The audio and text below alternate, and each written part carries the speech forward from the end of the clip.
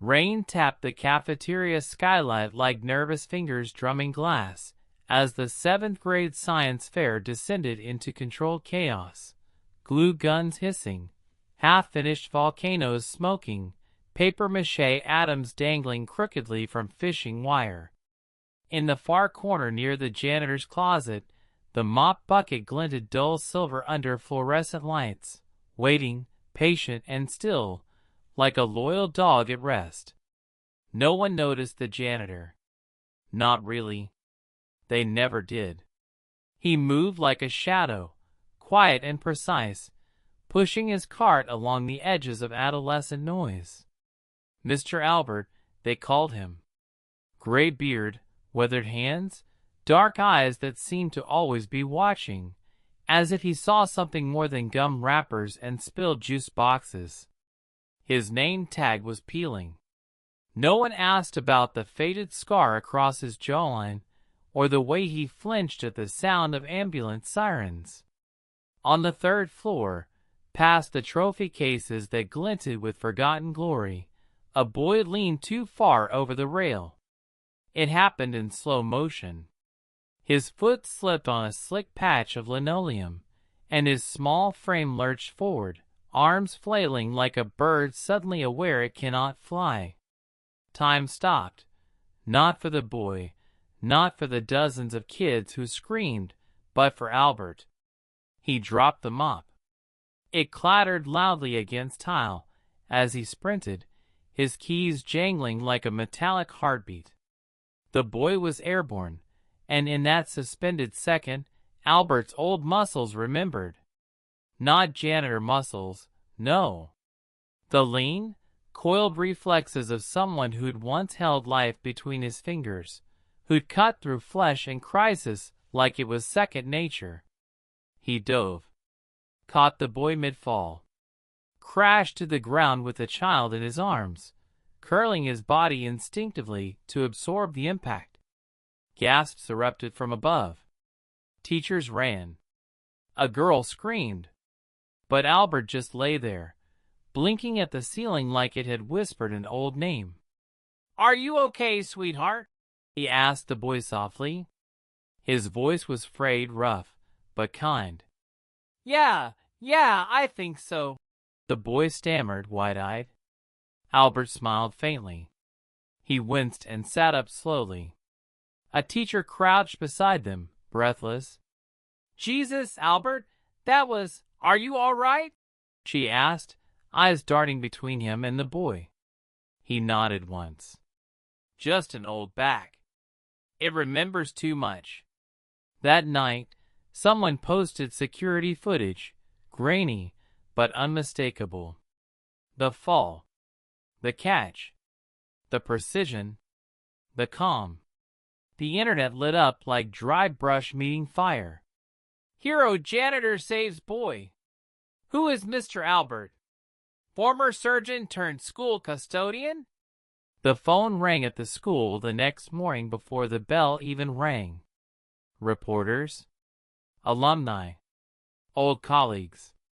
And one name, one story kept resurfacing: Dr. Elias Bertrand, a cardiac surgeon once hailed as the best in the state. Then gone. Disappeared from the medical world overnight. No malpractice. No scandal. Just absence. Principal Green called Albert into her office. He entered slowly, wiping his hands with a rag that smelled faintly of bleach. "Have a seat, Elias," she said, and something in her voice was softer than usual, like a daughter speaking to an aging father. He sighed, but didn't sit. "I figured this might happen. Why didn't you ever tell anyone?" she asked. Her office was small, crammed with books and student photos, the walls yellowed slightly from years of coffee steam and sunlight. "Because I buried that man," Albert Elias said, staring at a smudge on the window. "I buried him the day I couldn't hold a scalpel without my hand shaking." "What happened?" Green asked, And it wasn't the question of a principal to an employee anymore. It was human. Quiet. Curious.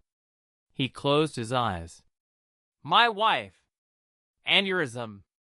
We were hiking. No reception. I had my gear. I had everything except the operating room. I tried. Right there on the trail. But I couldn't save her. And after that, he swallowed, I couldn't trust my hands anymore. The silence that followed was thick and alive, humming with the weight of things unsaid. Green leaned back, exhaling. You saved a child, Elias. I cleaned a hallway, he replied. The rest was just reflex. Ghosts. She didn't argue. She didn't have to. The next week, parents started leaving thank you notes taped to his cart. One kid drew a picture of him with a cape. Another left a plastic stethoscope wrapped in red ribbon. He hated it. Every bit of it. The attention, the reverence. Because they didn't know the rest. They didn't know about the hospital board hearing. The photographs of the failed field surgery. The anonymous complaints about him operating again, even just that once, off the grid. The medical review that stripped him of his license, not because he was wrong, but because it looked wrong. Because saving her would have meant opening her chest with a penknife and a prayer. You think I'm a hero, he muttered once, late at night, to the boy's mother who found him alone cleaning the stairwell. She had brought flowers. He hadn't looked up. But I killed the person I loved most in the world trying to be one. She knelt beside his cart and said quietly, Or maybe you were the only one who loved her enough to try. His hands trembled. Not from age. From the memory. That trail. The blood. The silence that followed. At night, he still heard it. Not the moment of her death, but the moment after, when he realized it had been real. When he wrapped her body in his coat and watched the stars come out like distant, uncaring gods. The school offered him a plaque. A framed certificate. He refused. Let me clean, he told Green. That's all I want. Let me clean. But the questions kept coming. Why does a man like that disappear? What happens when brilliance burns too bright? And why, after years of silence, did he run to save a child like that instinct had never left him? Because it hadn't. Because Elias Bertrand wasn't dead. Just hiding. Just waiting for a world that didn't need him to be anything more than a quiet man with a mop and a memory too sharp to dull. And yet, something had shifted. The boy, Liam, had started following him after school. Not to talk. Just to help. Hold doors. Ask questions. Elias didn't mind. The boy was quiet. Curious. Gentle in a way most kids weren't. One day, Liam said, My mom said you used to fix hearts. Elias nodded. That's true. Do you miss it? The boy asked. Elias looked out the window, watching a bird land on the edge of a rain gutter. Some days. But sometimes I think fixing this place is enough. Floors squeak.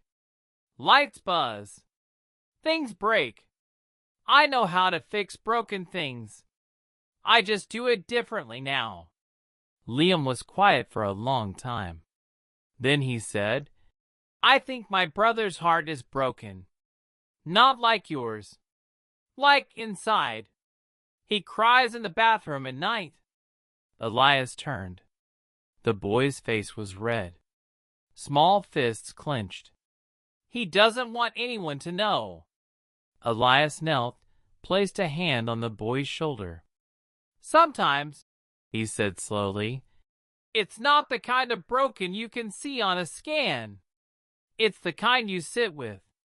and listened to. You don't need a scalpel for that. Liam nodded, blinking fast. Will you talk to him? Elias hesitated. His hands were still. No tremor. No fear. Just the ache of something long buried rising like spring thaw. Yeah, he said finally. Yeah, I will. And somewhere in the rusted hinges of his soul, something unlocked. Something dared to turn toward light. It started with a knock, not loud, but deliberate, the kind of knock that asked rather than demanded, and Elias opened the janitor's closet door to find Liam's older brother standing stiff in the fluorescent hallway, eyes wary, like a boy raised in a house where silence could turn sharp without warning. His name was Julian, 16, all elbows and shadows, hoodie sleeves pulled down over clenched fists, earbuds slung around his neck like armor. He didn't look at Elias directly. My brother said you wanted to talk, he said, voice flat, practiced, an edge dulled by use. Elias nodded once, gesturing toward the empty science room across the hall, long after hours, its windows reflecting only the bruised sky of a fading sunset. They sat in the brittle hush of old textbooks and forgotten chalk dust, the air humming with unsaid things. Julian stared at a beaker on the table like it might shatter if he blinked. You're not a shrink, he muttered. Elias studied him, the way his leg bounced restlessly under the table, the thin sheen of sweat on his upper lip, the way his fingers tapped the edge of the desk in time with his own pulse. No, Elias said slowly, but I know what it feels like when everything inside you is too loud to explain. Julian's jaw tightened. My dad's in prison. Everyone knows. Teachers pretend they don't. My mom works nights. And Liam still thinks the world is fair. His voice cracked slightly at the end. It isn't. Elias leaned back, the overhead light flickering in his eyes. The world's not fair. It never was. But sometimes you get to be the one fair thing in it. Julian scoffed, but there was a tremble behind it. And what does a janitor know about any of that? Elias smiled faintly, the kind that hurts to make. I used to hold hearts in my hands. I lost everything when I tried to save the one person who mattered most. And now I scrub gum off desks and try not to think about what it cost. I know a thing or two about damage. The silence held for a beat too long. Julian blinked fast, looked away. Liam thinks I'm some kind of hero, because I bring him pancakes on Saturdays. But I can't sleep. I dream in static. I don't even remember what I'm angry about anymore. His voice dropped. Sometimes I wish I could just vanish. Elias didn't flinch. You don't need to vanish. You need someone to see you. That's different. Julian's throat worked. His hands curled into fists, then slowly uncurled. You saw him fall, didn't you? My brother. You didn't hesitate. Elias nodded. That wasn't the first time I saw someone falling. Julian met his gaze then. Really met it. Like maybe he saw something in Elias that mirrored the thing he'd been carrying. He stood up without a word and left. Didn't say thank you. Didn't need to. The next day, Elias found a note taped to his cart in handwriting that was jagged, but determined. Asterisk, he's talking again. Thanks. Asterisk, and below it, in a second, smaller scrawl, I told him about the pancakes. That morning, the sky opened and dropped snow like an afterthought. Kids ran through the hallways with the chaos of a storm in their blood, and Elias moved quietly, mop in hand, watching the flakes fall in slow pirouettes outside. Something shifted again that week. Liam started showing up early to help. Julian nodded at Elias in the hallway. The cafeteria staff started saving him coffee. And in the main office, Principal Green printed out a letter without telling him, an invitation from a hospital across the city, asking if Dr. Bertrand would consider joining a mentorship program for at-risk youth with medical aspirations. One afternoon a week, it said. Asterisk no scalpels. Just stories. Asterisk, he didn't respond right away. He left the letter folded under a bag of sawdust for nearly a month. Then one afternoon, Liam found him in the boiler room, staring at a wrench like it might answer something. "You okay?" the boy asked, tugging on the hem of his coat. Elias glanced down at him. "You ever have a thing you used to love, but now it scares you?" Liam thought hard. "I used to love the deep end. At the pool. Then I almost drowned once. Took me a while. But I went back in. Eventually." Elias chuckled softly. "You're a wise kid. I'm just 10, Liam said, but smiled. 10's old enough to know when something's not really gone.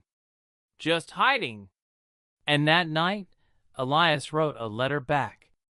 Didn't tell anyone. Just sent it. But word got out anyway. It always does.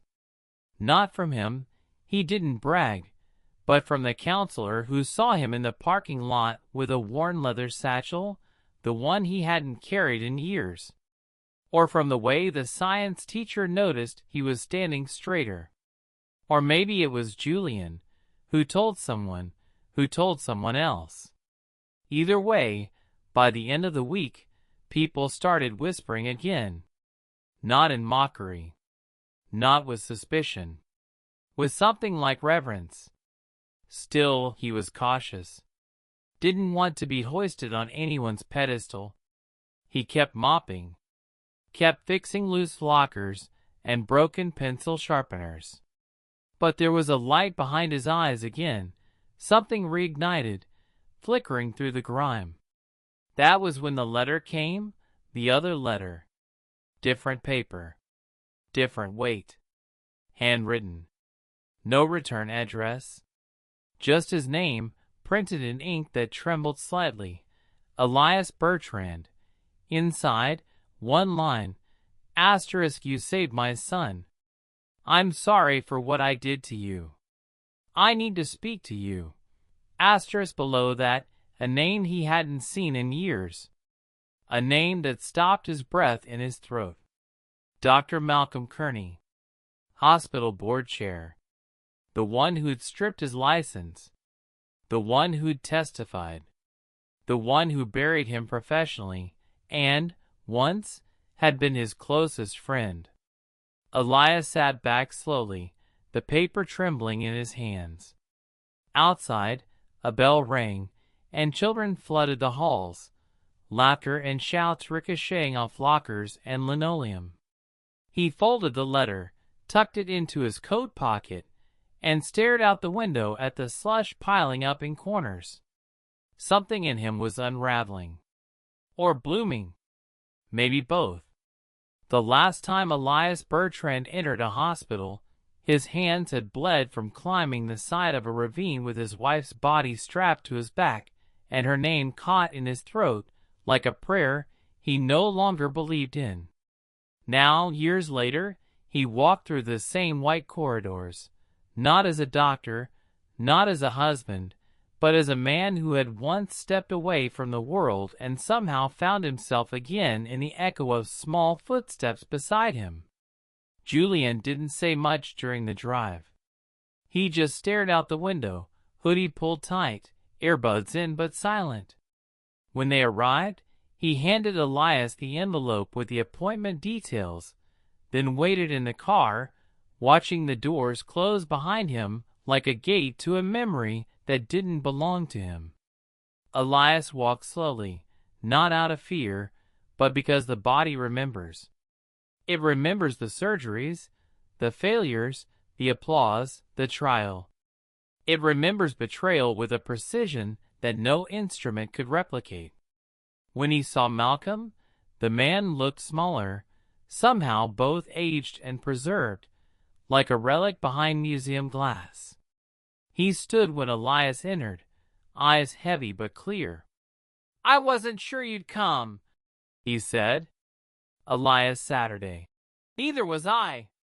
Silence stretched between them, not tense, just thick, like air before a storm.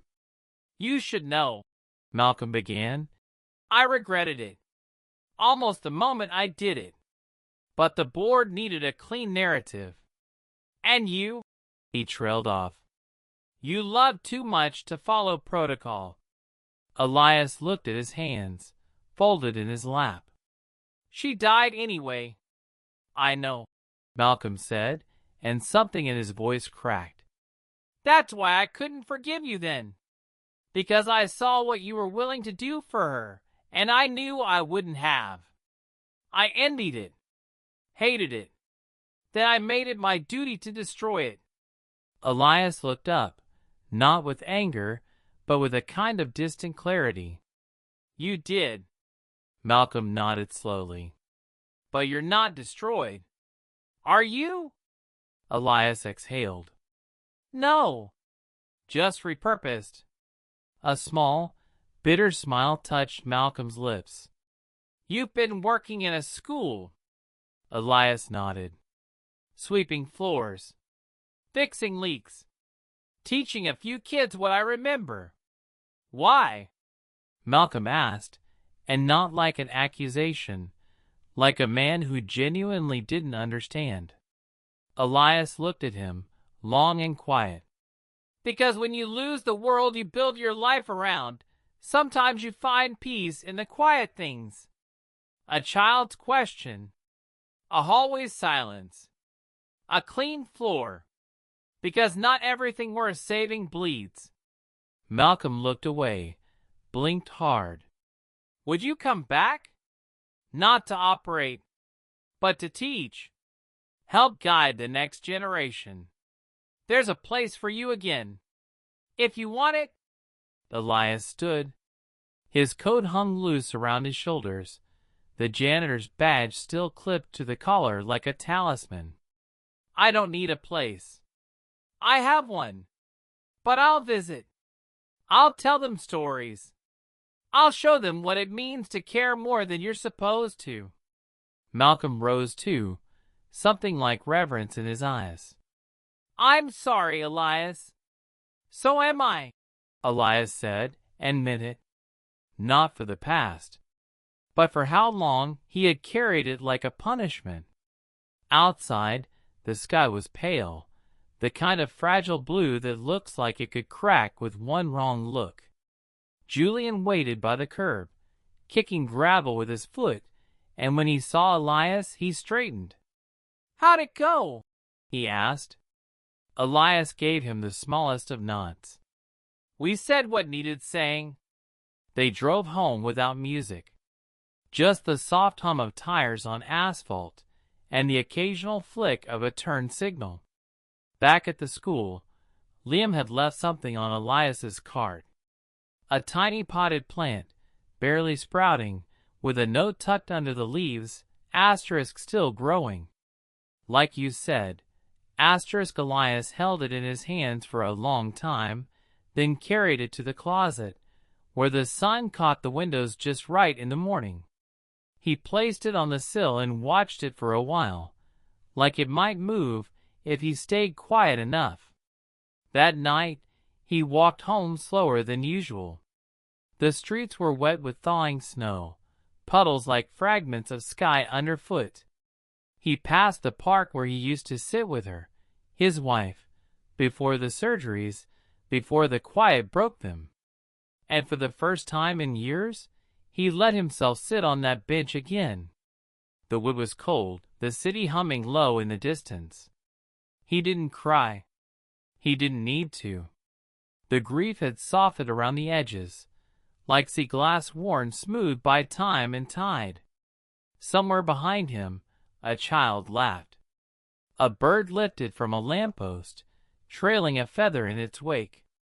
Elias watched it drift, spinning gently through the dusk, and thought, not for the first time, that maybe falling wasn't always the end. Maybe sometimes it's just the way back down to where life can be touched again.